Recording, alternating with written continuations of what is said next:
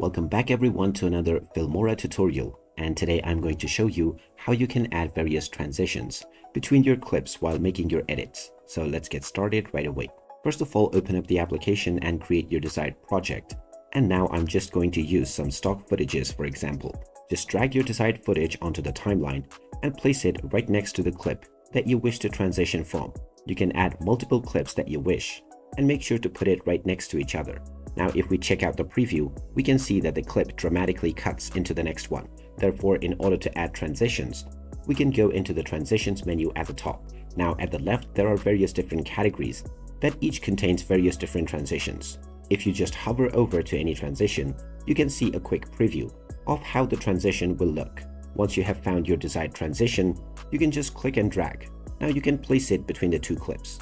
Once the transition is added, you can check your preview once again. And you can also adjust the duration of your transition.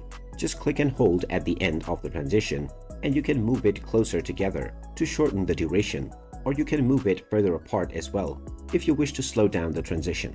You can also choose to include or exclude the trimmed frames. There is also the prefix, the overlap as well as postfix option.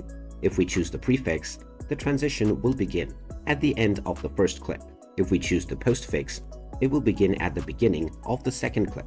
And finally, with the overlap option, the transition will begin exactly at the point where the two clips meet. Now you can add all your desired transitions by simply dragging and dropping, and you may fully customize it based on your desire.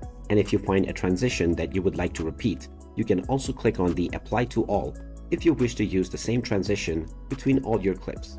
So there you have it. That is how easy it is to add transitions within your clips on the Filmora video editing app. If you find this video helpful, don't forget to hit that like button and subscribe to our channel for more useful tips and tutorials.